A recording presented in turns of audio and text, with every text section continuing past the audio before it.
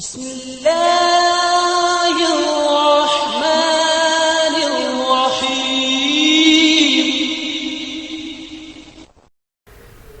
वालेकुम dear fellows, welcome back to my channel. हम math की सीरीज़ कर रहे हैं जिसमें बेसिक मैथ में एफपीएससी का पेपर सॉल्व कर रहे हैं असिस्टेंट का।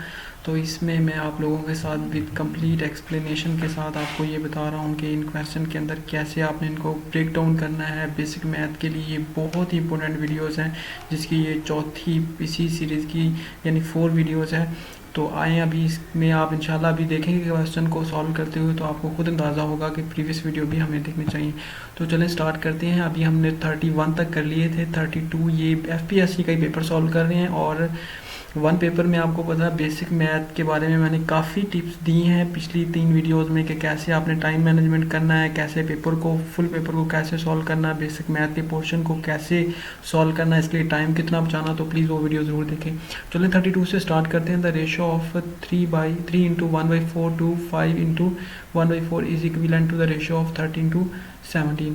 तो ये उसने असल में बेसिकली रेशो ऑफ 3/2 टू इन दोनों की आपस में रेशो पूछी हुई है। तो इतना आसान ये क्वेश्चन था कि आप देखें इनको आपस में मल्टीप्लाई कर दें और ये ऐड कर दें, यानी 12, तो ये आ जाएगा 13/4। ओके, ये पहले का निकला है। आपको पता जब ये सही में दिया होता है तो इन दोनों को जो साइड पे होते हैं मल्टीप्लाई करते हैं, तो 3 4 पर 12, ऊपर वाले को ऐड कर देते हैं, 13/4 वही रहता। अब इसको कर देते हैं 2 का मतलब यानी इसको डिवाइड है, तो हम इसको डिवाइड की कर देते हैं। तो ये 5 को 4 से मल्टीप्लाई करेंगे, 20 में एक 1 किया तो 21। देखें कितना आसान क्वेश्चन था जिसको हमने थोड़ी सी दिमाग लड़ाने से उसको हमने सॉल्व कर लिया।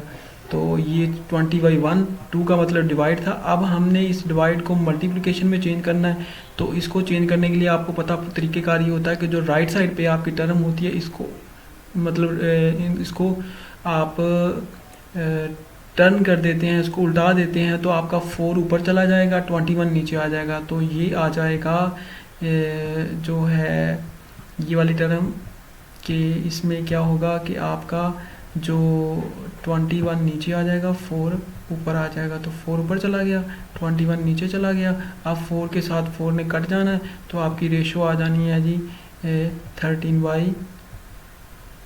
तो कितना आसान क्वेश्चन, सिंपल, कोई टाइम नहीं, सिंपल। आपने इसको क्या किया, ब्रेक डाउन करने के लिए इसको आपने सिंपल आपस में मल्टीप्लाई किया, इनको मल्टीप्लाई किया। 2 का मतलब डिवाइड था, डिवाइड को मल्टीप्लिकेशन में चेंज करने के लिए उसको रिवर्स कर दिया राइट टर्म को, और इंशाल्लाह आपका आसान सा क्वेश्चन 32/21 हो गया। तो देखिए इस तरह का कोई क्वेश्चन आ जाए तो उसको थोड़ा सा तहम्मुल मिजाजी से क्वेश्चन को देखें, गौर करें, इंशाल्लाह आप लोग सॉल्व कर लेंगे। अगर आपने ये वीडियोज़ देख ली, अभी इसी तरह का कोई भी वो क्वेश्चन दे आप कर लेंगे, मुझे उम्मीद है। तो 12 cups of shredded coconut way 3 pound.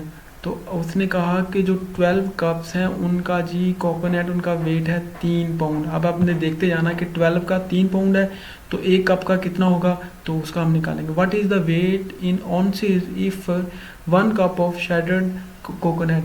तो आपको पता है जो हमने पहले क्वेश्चन में ये चीज़ देखी थी, पाउंड जो होता है ना, पाउंड POUND पाउंड, ये असल में 16 ऑन्सेस के बराबर होता है। कितने के, 16 की।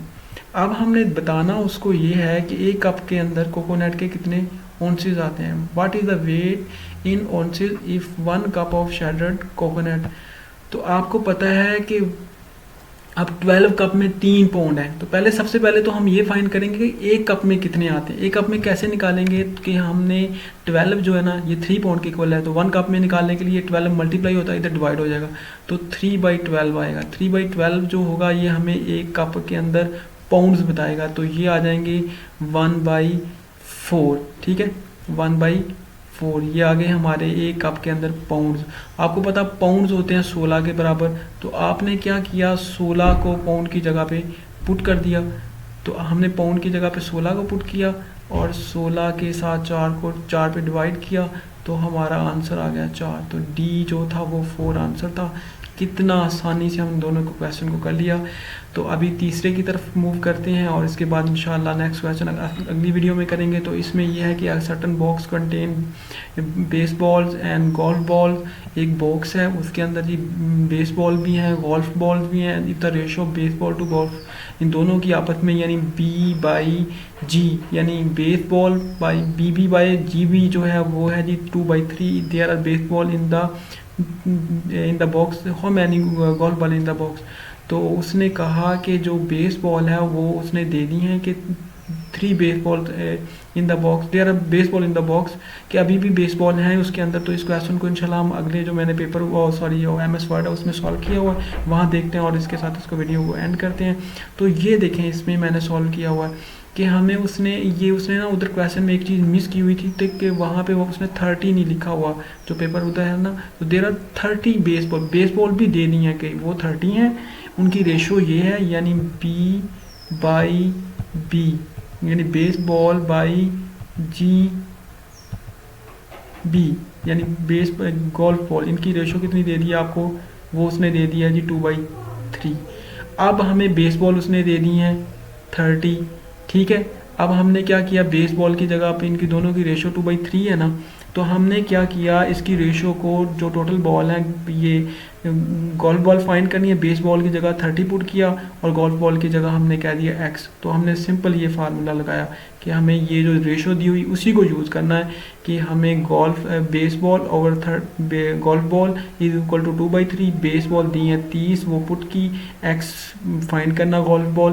तो अब आपको पता है ये डिवाइड हो रहा है तो ये क्रॉस मल्टीप्लिकेशन हो जाएगा, तो 2x के साथ मल्टीप्लाई के 2x आ जाएगा, 330 के साथ मल्टीप्लाई होगा 90 आएगा।